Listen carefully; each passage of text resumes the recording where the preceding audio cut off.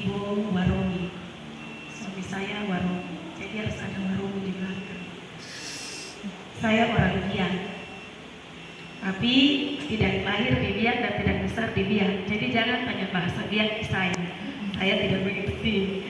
Tapi kalau tanya bahasa Ambai, bahasa Serui, kita menyanyi lagu bahasa Ambai bisa. Saya hafal lagu Serui. Puji Tuhan. Suami 1, anak saya 3. Dan Tuhan Yesus baik, karena hari ini pertama kali saya berdiri di mimbar yang kudus untuk pelayanan firman Tuhan. Itu kepercayaan yang buat saya terlalu besar sekali dari Tuhan Yesus. Dan juga terima kasih banyak untuk Bapak Gembala dan dalam tempat ini, di gereja ini, yang boleh mempercayakan saya berdiri di altar ini. Dan buat staf pengembalaan dan seluruh majelis, jemaat yang terima kami Sekolah Alkitab kelas Kuncen dari Jayapura untuk berdiri di tempat ini. Itu kemurahan Tuhan dan itu anugerah Tuhan. Pelayanan saya di gereja, kami sebagai seorang WL. Jadi saya terpanggil sebagai seorang WL. Tapi Tuhan kan bilang kita harus cari jiwa. Jadi tidak boleh stop sampai di situ. Kayak tadi Bapak Tuhan di sebelah kiri bilang harus keluar. Jadi untuk keluar itu kita harus bekali diri dulu. Harus siap senjata-senjata dulu baru kita keluar, supaya jangan di luar toh yang dapat tembak jatuh. Itu sebabnya kami bersyukur ada program ED yang mengizinkan hamba-hamba Tuhan untuk mengikuti sekolah Alkitab. Puji nama Tuhan, saya tidak bicara panjang lebar lagi, tapi mari kita rumah kemurahan, rumah anugerah, rumah belas kasihan. Amin. Itu pengertian dari kata Bethesda, Bethesda. Seperti itu arti katanya. Yang terjadi di kolam itu adalah setiap malaikat turun, air kolam itu akan bergoncang. Dan setiap air kolam itu bergoncang, orang-orang sakit yang ada di sekeliling kolam itu, siapa yang dulu masuk ke dalam kolam itu dia akan sembuh. Itu cerita yang kita baca, Alkitab yang kita baca menceritakan seperti itu. Dan ada satu orang yang sudah sakit selama 38 tahun. Dia ada di samping kolam itu. Dan setiap kolam itu bergoncang, dia selalu berusaha untuk masuk ke dalam kolam itu. Tetapi tidak pernah kesampaian. Karena dia tidak kuat jalan, dia tidak sampai di kolam itu, sudah ada orang lain yang masuk keluar di dalam kolam itu. Jadi dia selalu kalah untuk masuk dalam kolam itu dan dia tidak sembuh-sembuh selama 38 tahun. Kita bisa bayangkan selama 38 tahun itu berarti mungkin dari melahirkan anak sampai 38 tahun anak itu sudah berkeluarga, bahkan mungkin sudah tercucu, tapi dia tidak sembuh-sembuh. Dia masih tetap dalam keadaan sakit itu selama 38 tahun. Di ayat 6, Yesus tahu kalau ia sudah lama berbaring dan lama dalam keadaan itu. Di ayatnya ke-6. Di ayat yang ke-7, tidak ada orang yang menurunkan dia. Berarti kita bisa dari ayat-ayat ini kita bisa tahu bahwa orang ini punya sakit yang parah sampai dia tidak bisa jalan, dia tidak bisa berdiri dengan kekuatannya untuk mendahului orang-orang sakit yang lain. Yang panjang sekali. Kita punya masalah yang banyak sekali.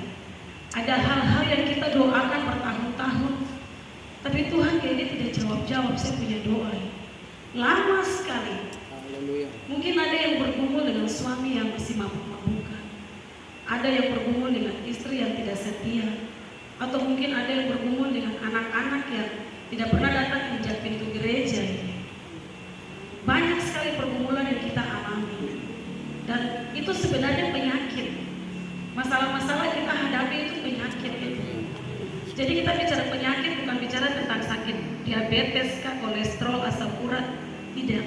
Kita bicara tentang pergumulan-pergumulan yang kita hadapi. Banyak sekali, mungkin ada yang bergumul dengan uang sekolah, anak punya uang sekolah tapi belum ada uang untuk bayar. Hari ini ada beras tidak untuk kita masak anak-anak makan. Banyak sekali masalah yang kita hadapi. Tapi apakah dia Tuhan yang tertidur? Dia Tuhan yang tidak tertidur. Orang sakit ini dia sakit selama 38 tahun. Apakah di dalam perikop ini kita mendapati orang sakit ini mengeluh? Dia bilang begini, Tuhan saya sakit terlalu lama. Atau dalam ayat ini kita baca, kita bisa mendapati kalau orang sakit ini dia kecewa dengan Tuhan? Tidak ada. Di dalam perikop ini saya baca tidak mendapati kalau orang sakit ini dia marah dengan Tuhan atau dia kecewa dengan Tuhan. Selama 38 tahun, bayangkan dia duduk sakit di pinggir kolam selama 38 tahun, tapi dia tidak kecewa sedikit pun dengan Tuhan. Dia tidak sedikit pun marah dengan Tuhan. Dia tidak sedikit pun putus harapan dengan Tuhan. Dia tetap duduk setia di pinggir kolam itu menanti mujizat terjadi buat dia. Menanti giliran kapan saya bisa masuk di dalam kolam itu buat saya sembuh. Satu hal yang pasti yang kita baca di dalam perikop ini adalah Tuhan menemukan dia. Dia bilang sabar, tetap berpengharapan pada Tuhan, tetap melihat Tuhan yang besar, tetap tunggu saja, jangan beranjak dari kolam Bethesda. Orang lumpuh itu dia tidak beranjak dari kolam Bethesda, dia sabar sekali di pinggir kolam itu. Kita yang Tuhan berikan di dalam pelayanan, di dalam keluarga, setia, jagalah itu tepat baik-baik. Jangan beranjak dari kolam Bethesda itu. Orang lumpuh itu dia mengalami mujizat ketika dia tidak beranjak dari kolam Bethesda. Kalau hari itu 38 tahun dia tunggu, sudah lama terus dia keluar dari kolam itu, bayangkan. Dia pergi jalan keluar kolam atau dia minta, kan gendong saya keluar dari tempat ini sudah, kayaknya saya tidak bisa masuk di kolam ini. Mungkin Tuhan Yesus datang, dia tidak ada di situ. Dia tidak temui Tuhan dan dia tidak mengalami kesembuhan. Dia tidak mengalami mujizat. Tetapi karena kesabaran yang luar biasa dari seorang lumpuh ini, dia tetap duduk di pinggir kolam itu dengan setia, dengan sabar, dengan pengharapan bahwa saya pasti sembuh, saya pasti sembuh. Yang terjadi adalah Tuhan temui dia. Dia tidak pergi cari Tuhan, tapi Tuhan yang datang ketemu dia. Bapak Ibu jemaat Tuhan, saya mau bilang hari ini, kita sabar, kita setia, kita berpengharapan pada Tuhan. Tuhan datang ketemu kita. Dia akan datang ketemu kita. Apapun yang menjadi masalah pergumulan kita, yang sudah kita doakan bertahun-tahun, Tuhan belum jawab, jangan putus asa, berdoa saja terus.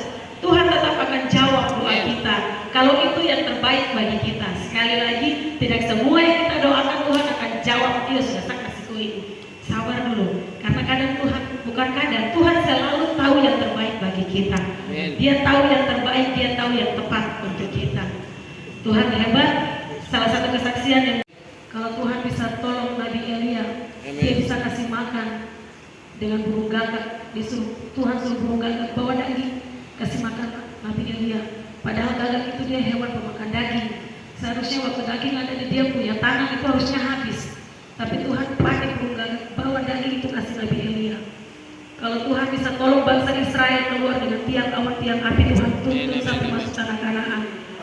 Kalau Tuhan bisa tolong Yunus, kalau Tuhan bisa tolong Yosua, kalau banyak mujizat yang Tuhan buat sebelumnya untuk kita lihat di dalam kebenaran firman Allah. Saya mau tanya untuk kita siang hari ini, apa yang Tuhan tidak bisa buat untuk kita? Apa yang Tuhan tidak bisa jawab? Apa yang Tuhan tidak bisa ubah dalam hidup Bapak Ibu, saudara-saudari terkasih? Kalau Tuhan bisa tolong orang-orang itu, kenapa Tuhan tidak bisa tolong kita? Kalau Tuhan bisa tolong Abraham dengan menyediakan korban bakaran lembu untuk menggantikan Ishak ketika Ishak terus di hadapan Tuhan, apa yang Tuhan tidak bisa kasih untuk kita? Ketika kita berikan yang terbaik untuk Tuhan, Tuhan akan sediakan apa yang kita perlu.